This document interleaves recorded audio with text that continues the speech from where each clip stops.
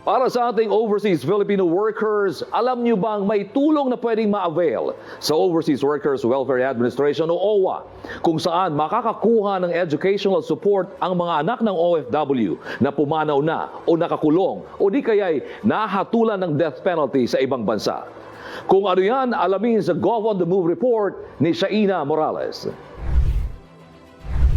Libreng scholarship ang hatid ng Overseas Workers Welfare Administration o OWA para sa mga pamilya ng Overseas Filipino Workers. Sa pamamagitan niyan ng kanilang Education and Livelihood Assistance Program o ELAP. Dahil dito, pwede nang makatanggap ng financial support para sa pag-aaral ng mga anak ng OFW na pumanaw na, nakulong o di kaya'y nahatulan ng death penalty sa ibang bansa. Aabot sa 5,000 pesos hanggang 10,000 pesos kada school year ang matatanggap ng mga estudyante mula elementary hanggang college. Hatid din ng programa ang 15,000 pesos na livelihood assistance para sa kaanak ng OFWs. Sa pamamagitan nito, marami na ang mga estudyanteng nakapagtapos sa tulong ng educational assistance ng OWA. Isa na si Richmond Dave Hapos sa mga OWA ELAP Scholar. Maaga siyang naulila nang pumanaw ang kanyang inang OFW at active member ng OWA. Naging katuwang niya ang OWA sa pag-abot ng kanyang pangarap. Ayon kay Richmond, higit sa pinansyal na tulong sa pag-aaral ang naibigay ng ELAP sa kanya dahil ipinaalala ng programa na hindi siya nag-iisa. Si Rayhan Chris Florida naman, graduate pa ng cum laude sa kanyang kursong Information Technology sa Caraga State University. 4 na taong gulang naman si Rayhan nang pumanaw ang ama nitong OFW seafarer habang nagtatrabaho sa ibang bansa. Naging katuwang din niya ang OWA ELAP Scholarship sa kanyang pag-aaral. Habang eskola ng ahensya, naging active SK Kagawad at Youth Ambassador ng Agusan del Norte si Rayhan. Ayon naman kay OWA Undersecretary Patricia Yvonne Kaunan, ang mga programa ng OWA ay bahagi ng layunin ng gobyerno na mas mapagaan ang buhay ng mga OFW at kanilang pamilya.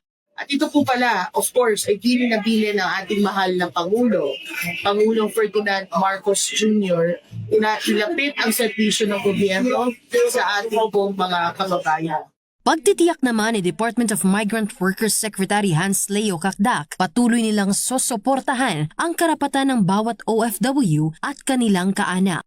Sa bawat OFW, nais naming ipaabot ang aming taos-pusong pasasalamat po sa inyo. Kayo ay bukod tanging simbolo ng sipag, tapang at malasakit ng lahing Pilipino.